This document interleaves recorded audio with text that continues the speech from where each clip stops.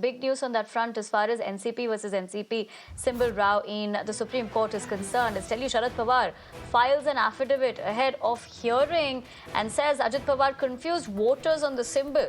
Now, Ajit violated Supreme Court's disclaimer order. Ajit benefited from the clock symbol goodwill. So that's the big development as far as what we're given to understand. Harish Nair, my colleague, will help us draw more perspective. Harish, very good morning to you. Key affidavit that's been filed by Sharad Pawar, also moreover with the allegations that he has levelled with what we saw with the recently concluded polls. What can you tell us? Yes, that's right. Before the crucial hearing, Sharad Pawar has filed an affidavit in which he says that Ajit Pawar tried to create confusion in the mind of voters in relation to the clock symbol, and Ajit Pawar blatantly violated Supreme Court's disclaimer order, and Ajit Pawar unduly tried to benefit from the goodwill associated with the clock symbol. So therefore, till the matter is adjudicated by the Supreme Court, Ajit Pawar should not be allowed to use the clock symbol. This is what the Sharad Pawar faction is saying. So the Sharad Pawar faction has sought permission to submit 6 documents to prove that Ajit Pawar has committed violation of the disclaimer rules.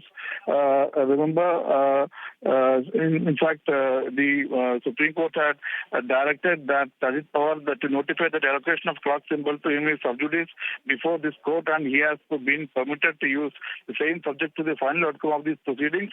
And that Supreme Court has said that such a declaration shall also be incorporated in every pamphlet, advertisement, audio or video clips related to campaign. But Sharad Pawar once again says that Ajit Pawar has not complied with the earlier directions, and therefore he needs to be permitted to file 6 documents in the court to prove his claim. The Supreme Court direction had come after Sharad Pawar faction complained that Ajit Pawar was not complying with Supreme Court's earlier direction. Remember, in his defense, the Ajit Pawar faction has said that it had published such disclaimers, and Sharad Pawar was only trying to mislead this court. And also, remember, last hearing, Supreme Court had said that once Ajit Pawar has dissociated from Sharad Pawar, he should not be using his name or photo, and they are asked Ajit Pawar to try to learn to stand on his own legs. So we'll have to wait and watch what stand the Supreme Court will today take after going through Sharad Pawar's affidavit.